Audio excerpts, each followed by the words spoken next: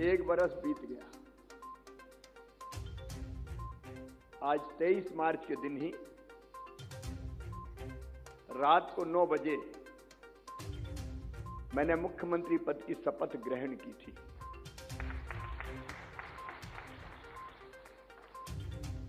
और शपथ लेते ही मैं सीधे वल्लभ भवन गया था, क्योंकि तब भी कोरोना कहर ढा रहा था। रास्ता क्या है समझ में नहीं आ रहा था। चारों तरफ अंधेरा सा था। और जब मैं वल्लभ भवन पहुंचा और संबंधित अधिकारियों से मैंने पूछा, बताओ कोरोना से निपटने की क्या व्यवस्थाएं हैं, तो व्यवस्थाएं खड़ी नहीं हुई थी, सिस्टम बना नहीं था,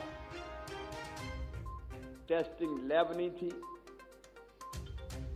अस्पतालों में बिस्तर का इंतजाम नहीं था, पीपीई किट की व्यवस्था नहीं थी,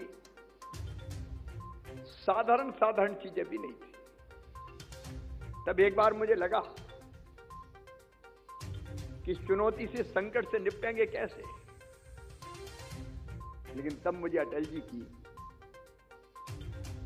कविता की ये पंक्तियां याद आ गई। हार नहीं मानूंगा, रार नहीं ठानूंगा, काल के कपाल पर लिखता मिटाता हूं, गीत नया गाता हूं। मुझे लगा हिम्मत से काम लेंगे तो रास्ता निकलेगा, और भरोसा था कि अंधेरा छटेगा, सूरज निकलेगा। उन कठिन परिस्थितियों में हमने काम प्रारंभ किया। आज तो मेरी टीम बैठी है, दिनों रात काम कर रही है, सारे मंत्री साथी बैठे।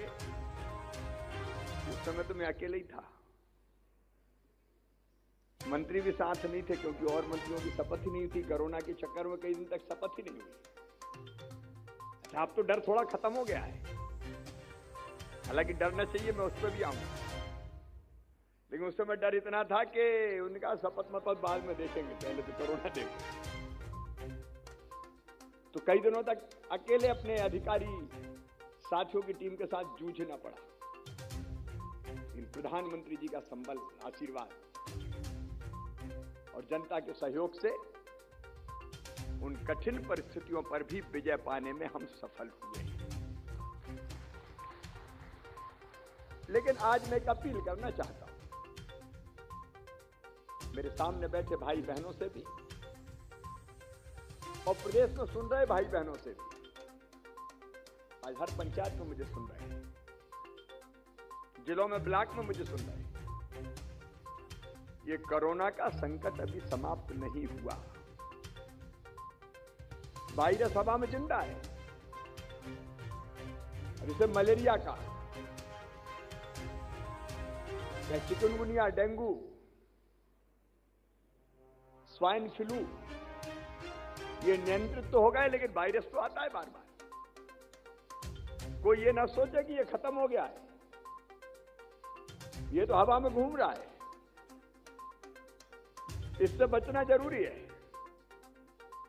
एक धन्यवाद दूंगा भारत के प्रधानमंत्री आदरणीय नरेंद्र मोदी जी को, हृदय से, अंतरात्मा से। कोरोना की लड़ाई में जैसा नेतृत्व उन्होंने दिया हमें, अद्भुत है। दुनिया में एक मिसाल बन गया, दुनिया में मिसाल। वैक्सीनेशन भी अब हो रहा है, टीका भी लगे।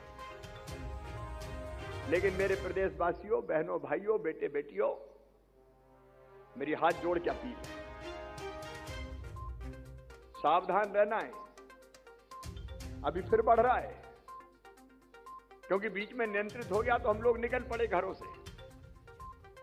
शादी, विवाह, मेला, ठेला, उत्सव, त्योहार, तो संक्रमण ने फिर हमें जकड़ा है।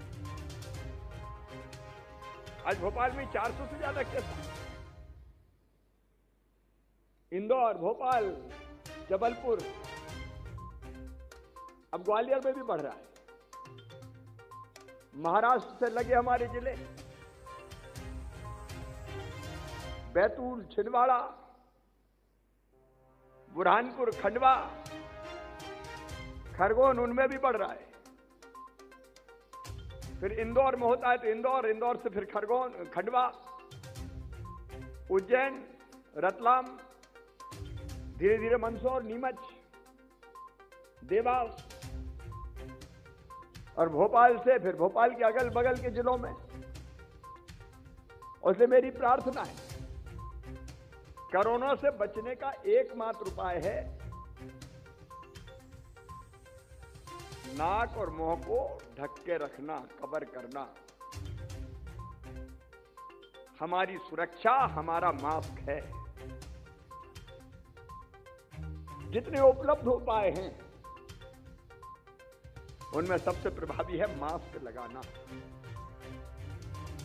मास्क लगा लिया तो 90% हम कोरोना से बच गए, ये मान लेना। और इसलिए मास्क को हल्के में ना लें, इसको लगा के रखें। अच्छा, मैं केवल आपके लिए नहीं कह रहा हूं, आप नहीं लगाओगे तो घर जाओगे तो बच्चे भी हैं, परिवार भी हैं, दूसरे लोग भी हैं। क्या हम सबको खतरे में डाल सकते हैं? कोई मास्क नहीं लगाता तो वो अपने साथ नहीं, अपनों के साथ भी अन्याय करता है। इसलिए आज मैं 3-4 दिन से सड़कों पर निकल रहा हूं, मास्क पहना था, फिर रहा हूं, भैया मास्क लगाओ, भैया मास्क लगाओ। दूसरा है दूरी बनाना। यहां जैसे सोशल डिस्टेंसिंग बना के बैठे, वो वायरस जाता खांसने से, छींकने से। मास्क लगाए तो हमारे अगल बगल में भी कोई संक्रमित हो तो हम बच सकते हैं। इसलिए मेरी प्रार्थना, लड़ना है, इससे बचना है, घबराने की जरूरत नहीं है, लेकिन सावधानी तो रखना है। इसलिए आज अभियान शुरू किया, मेरी सुरक्षा मेरा मास्क। दुकानदारों के सामने आज भोपाल मैंने गोले बनाए, शाम को इंदौर में भी जाके बनाऊंगा। देखो, हम लॉकडाउन नहीं चाहते क्योंकि पूरी अर्थव्यवस्था ठप हो जाती है। काम धंधे, बिजनेस, व्यापार चलता रहे, लेकिन सावधानी रहे। मेरे बहनों और भाइयों, 1 साल कठिनाइयों भरा साल। अब मैंने 23 को शपथ ली, 24 से लॉकडाउन। उसके बाद किन कठिन परिस्थितियों में काम किया। अच्छा, खजाने में पैसे ही आना बंद हो गए। खजाने में पैसे कहां से आते हैं बताओ? अरे, आप बाजार में जाते हैं, सामान खरीदते हैं, उसमें टैक्स लगता है, वो टैक्स सरकार के खजाने में आता है, और कहीं से थोड़ी आते हैं।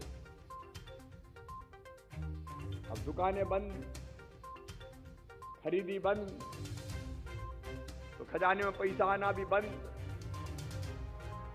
कैसे काम चले? लेकिन आज आपके आशीर्वाद से मैं कहना चाहता हूं,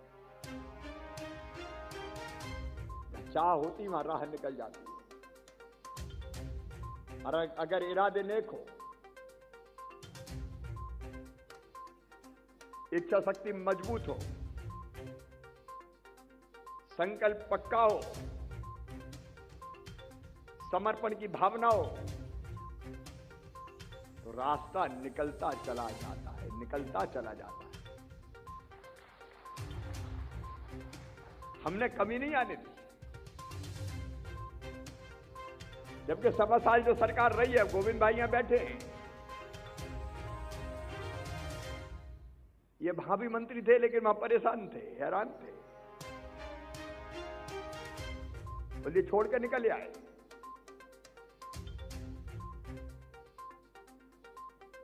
भ्रष्टाचार से लेकर अव्यवस्थाओं का आलम था, उस पर मैं आज नहीं जा रहा। लेकिन हमारे सामने सबसे बड़ी चुनौती थी, किसान भाइयों गेहूं कैसे खरीदें। कोरोना में निकलना नहीं, मजदूर बाहर से आते थे वो भाग गए, खरीदी के अंदर सूने हो गए। हम समय पर नहीं कर पाए, लेकिन 15 अप्रैल से हमने खरीदी चालू की और रिकॉर्ड खरीदी 1,29,00,000 मीट्रिक टन के गेहूं की खरीदी की। कई लोग सोचते थे कि अब तो खरीदी हो ही नहीं सकती, कहां से होगी? अरे हम क्या दाना दाना खरीदेंगे, चिंता मत करो। पंजाब पीछे छूट गया, मध्य प्रदेश आगे निकल गया।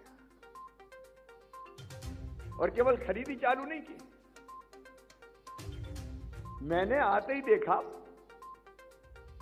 2200 करोड़ रुपया प्रीमियम के पिछली सरकार ने जमा नहीं किए थे, इसलिए किसानों को 31 करोड़ रुपया फसल बीमा के मिले ही नहीं। दिल्ली का शिवराज जुगाड़ कहीं से ये पैसा तो देना है किसानों का। 23 को शपथ ली और 29 को 2200 करोड़ रुपया प्रीमियम की राशि जमा करके किसानों के खाते में 3100 करोड़ रुपया डालने की शुरुआत कर दी। आज मैं आपको बताना चाहता हूं, एक साल में किसानों के खाते में कितने पैसा गए। फसल बीमा योजना 19-20 की, रबी की और खरीफ की मिला के दोनों का प्रीमियम हमने जमा किया और फसल बीमा योजना का 44 लाख किसानों को 8,800 करोड़ रुपया हमने भुगतान किया। फिर ये उद्यान की फसलें अलग है, फल वाली, इनके लिए 100 करोड़ रुपया अलग से फसल बीमा योजना का डाला। सरकारी बैंकों की स्थिति पिछली सरकार कर्जा माफी के नाम पर कबाड़ा कर गई,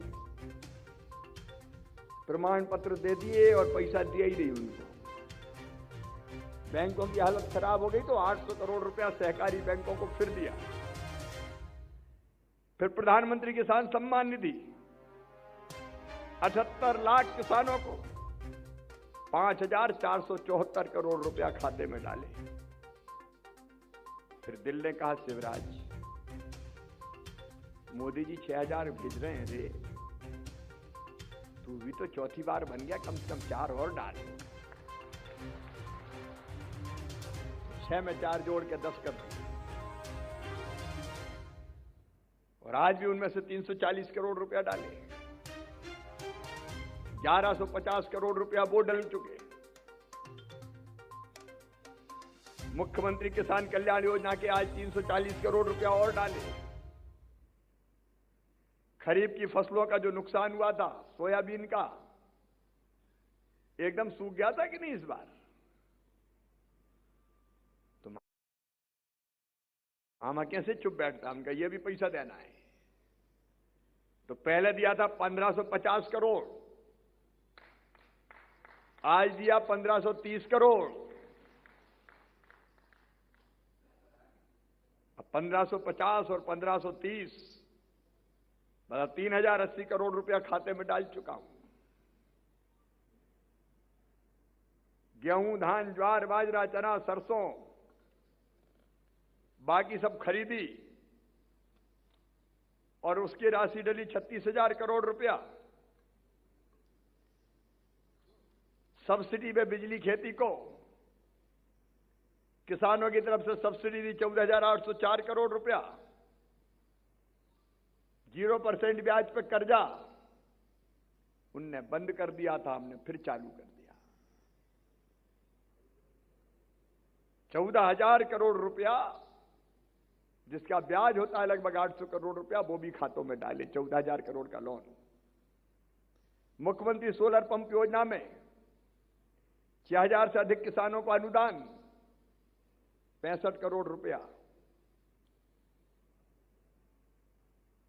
और जो गरीब किसान उनको निःशुल्क बिजली 1 हेक्टेयर से की जमीन तक 4,200 करोड़ रुपया। कुल मिला के एक साल में किसानों के खाते में गया 88,813 करोड़ रुपया।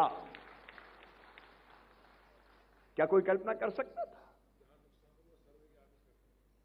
और अभी भी चिंता मत करना। और यही भी कोरोना काल में, जब पैसा का आता पता नहीं था। अब कोई ने मुझसे पूछा, मामा लाते कहां से हो? मैंने कहा, नियत ठीक होती है और नेता ठीक होते हैं तो भगवान भी कृपा करता है यार। और आगे भी कह रहा हूं, चिंता मत करना। एक तो कुछ जगह, हालांकि ज्यादातर जगह फसल कट गई, लेकिन वर्षा से नुकसान हो गया है। कुछ गांव में ओलों से नुकसान हुआ है। चिंता मत करना रे किसान भाइयों, मामा मुख्यमंत्री है, सर्वे के निर्देश हो गए हैं, राहत की राशि दी जाएगी जिनका नुकसान है। और अभी बीमा के और आ रहे हैं, हर महीना पैसा डालूंगा, चिंता फिंता मत करना। खाते वही देख लिया करो कितने आ गए, नहीं भूले ही जाओ। अब सोयाबीन के फिर आएंगे बीमा वाले, ये तो डाल रहे हैं अभी हम अपने खजाने से। फिर जो बीमा करवाया, और बीमा भी धुआंधार करवाया है, वो पैसा और आएगा, वो पैसा भी खाते में डाला जाएगा। तो आप तो खाते वही देखते रहना, हिसाब किताब लगाते रहना, लेकिन खाता जरूर चेक किया करो। बड़े जालसाज भी हो गए, कई बार पता ही नहीं चलता और बैंक से निकाल लेते हैं। किसानों के लिए कोई कमी नहीं। अभी एक मांग और किसानों ने की कि भैया अभी फसल आई नहीं तो 0% की तारीख बढ़ा दो। तो वो तारीख भी पहले 28 मार्च थी, हमने कहा 30 अप्रैल कर दो। वो बढ़ाने के भी आदेश जारी कर दिए जाएंगे। अपनी सरकार, अपना मुख्यमंत्री घर का परसैया और अंधियारी रात काय की चिंता फिंता करता है। ये आपकी सरकार है। और जब मैं ये आंकड़े देखता हूं तो मुझे संतोष होता कि एक साल में, इसीलिए तो तू मुख्यमंत्री बना था। और केवल किसानों के खाते में नहीं, मेरे गरीब भाई बहन, पेंशनधारी, अलग अलग योजनाओं का जिनको लाभ देना था, 28,000 करोड़ रुपया उनके खाते में भी डाले। अजय 28 करोड़ में वो प्रधानमंत्री आवास के शामिल नहीं है। 28,000 करोड़ रुपया गरीबों के खाते में डले। 1 रुपया किलो गेहूं, चावल, नमक अलग, बाकी व्यवस्थाएं और सुविधाएं अलग। मेरी सरकार जन कल्याणकारी सरकार है, भारतीय जनता पार्टी की। विकास के काम भी शुरू किए, उनके विस्तार में मैं नहीं जा रहा। अब कोरोना में अर्थव्यवस्था चौपट हो गई थी, छोटे छोटे काम धंधे छिन गए लोगों के। फुटपाथ पर सामान बेचने वाले, चाय पोहा की दुकान वाले, कचौड़ी समोसा बेचने वाले, पान की ठिलिया वाले, पंचर जोड़ने वाले, पॉलिश करने वाले, बाल काटने वाले, कपड़ा धोने वाले, आइसक्रीम बेचने वाले, सब्जी बेचने वाले, फल बेचने वाले, ठेला लगाने वाले, फुटपाथ पर धंधा करने वाले। अब जब दुकानें नहीं चली तो बेचारे कहां से कमाएंगे?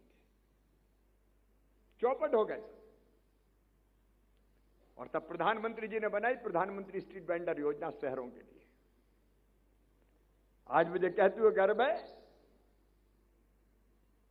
3,23,000 से ज्यादा स्ट्रीट वेंडरों को 10-10 हजार रुपया दिए जा चुके हैं।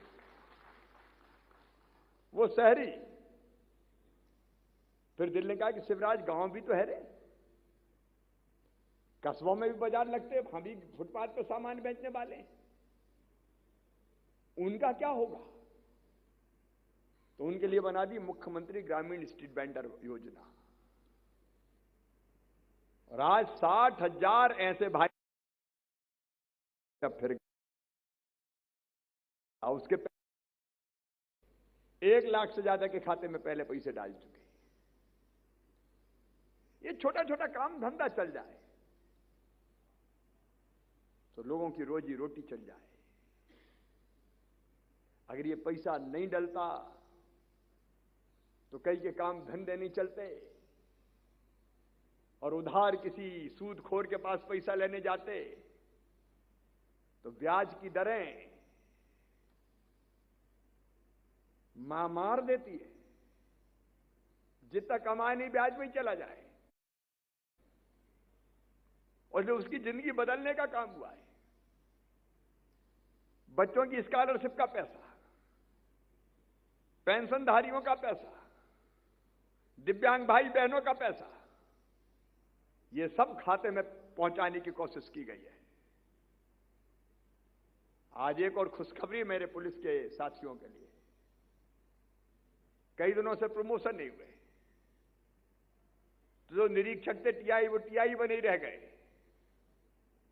अब हमने फैसला किया कि ऐसे सारे टीआई अब डीएसपी बना दिए जाएंगे।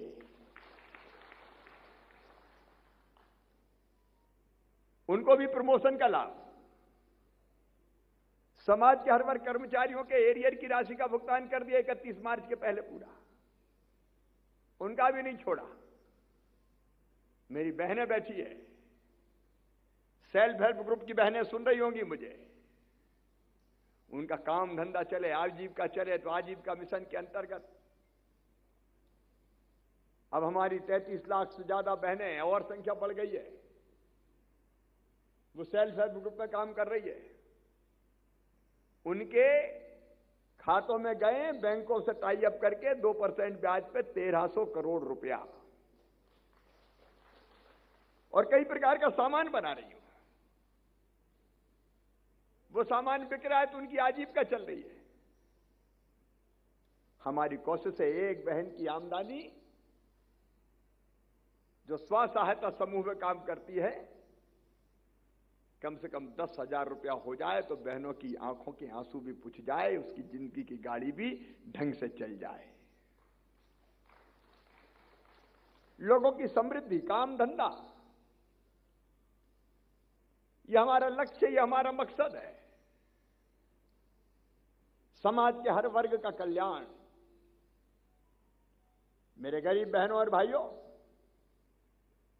रोटी, कपड़ा, मकान, पढ़ाई लिखाई, दवाई और रोजगार का इंतजाम, रोटी, सस्ता गेहूं चावल, 37 लाख नाम कोरोना काल में नए जोड़ दिए जिनके पास पात्रता पर्ची नहीं थी, और उनको अनाज दे दिया, वो भी 1 रुपया किलो खाए। सबसे जरूरी चीज है रोटी। भूखे भजन ना होए गोपाला, धर लो अपनी कंठी माला। रोटी का सवाल, तो रोटी सस्ती मिल जाए, मकान पक्का बन जाए, और आज चौथे कार्यकाल का 1 बरस पूरा होने पर मैं कह रहा हूं, यह संकल्प है हमारी इस टीम का, भारतीय जनता पार्टी की सरकार का। मध्य प्रदेश की धरती पर कोई गरीब बिना जमीन के नहीं रहेगा, रहने की जमीन का मालिक हर गरीब बनाया जाएगा। 2 गज जमीन तो चाहिए, भव्य भवन ना बने, छोटा सा मकान तो बन जाए। प्रधानमंत्री जी के आशीर्वाद से लगातार काम जारी है। कोरोना काल में 3 लाख मकान बनाए गरीबों के, और लगातार क्रम जारी रहेगा तब तक जब तक सबके मकान नहीं बन जाते। और मेरा विश्वास है आने वाले 3-4 साल में कोई गरीब बिना पक्के मकान के नहीं रहेगा, सबको पक्की छत होगी। शहरों में अगर जमीन कम है तो मल्टी स्टोरी बना के फ्लैट दे देंगे, बड़े नहीं हुए छोटे सही, रहने की तो जगह हो जाए। और तीसरी चीज है पढ़ाई। 1 साल में मुझे संतोष है, कष्ट इस बात का कि स्कूल खुल नहीं सके, लेकिन ऑनलाइन शिक्षा देने की कोशिश की है। बच्चों को घर पर ही सुविधा देने का प्रयास किया है। पिछली सरकार ने योजना बंद कर दी थी। गरीब हो, किसान हो, मेरे बेटे बेटियों, तुम में टैलेंट, क्षमता और बुद्धि है तो चिंता मत करना रे, मेहनत से पढ़ाई करो। मेडिकल और चिन्हित इंजीनियरिंग कॉलेज में भी एडमिशन हुआ तो फीस मामा भरवाएगा, मम्मी पापा को परेशान करने की जरूरत नहीं है। ये 1 साल में करने की हमने कोशिश की। इलाज के लिए मुख्यमंत्री स्वेच्छादान, लेकिन प्रधानमंत्री जी की योजना बन गई वरदान। आयुष्मान भारत योजना, 2 करोड़ कार्ड बनाए कोरोना में,